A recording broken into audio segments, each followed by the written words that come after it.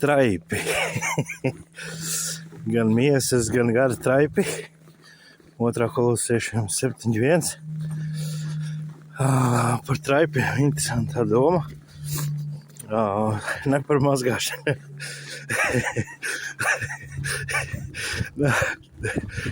Bet vairāk par to konceptu. Man liekas, ja tā patina bildi apakaļ, tad īstenībā tad, kad es biju grēcinieks, pagāns, tad es lepojos ar to, ka es būtībā esmu pagāns, ka es esmu ieterts ne netīrās, bet pats konstrukts jau bija garām un pat to apzinājās.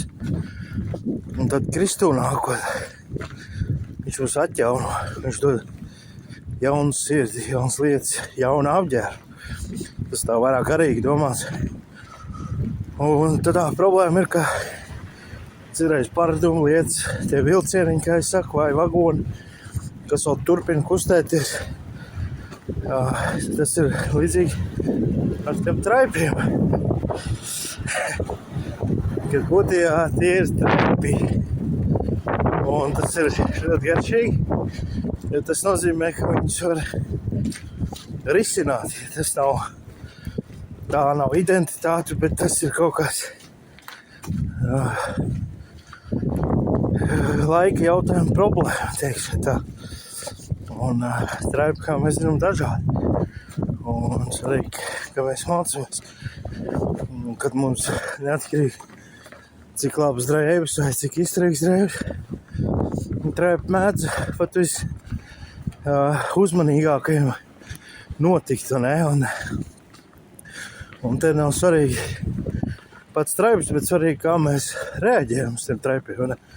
Vai mēs viņus ātri likvidējam, vai mēs viņus apstrādājam, teiksim tā.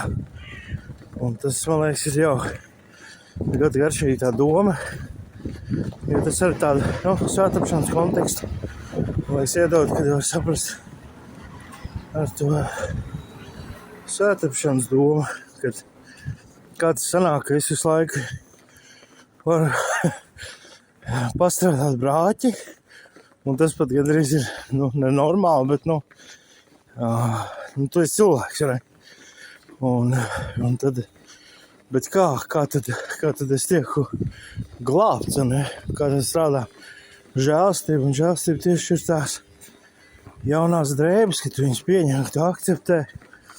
Un tad tie traipi ir tā dzīves grēcīgums dažreiz vai lietas.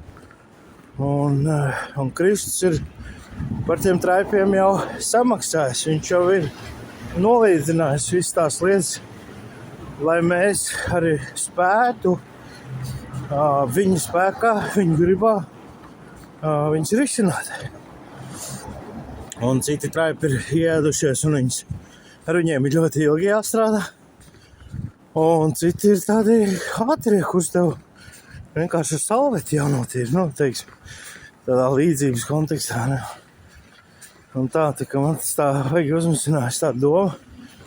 Un par to, ka dienas vējās tas ir identitāte, ne?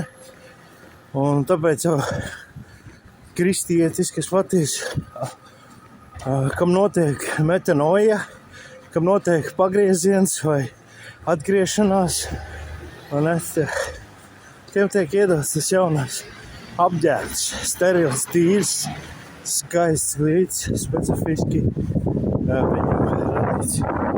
Un tas baigi man palīdz tāda praktiski domas un piemēri labāk risināt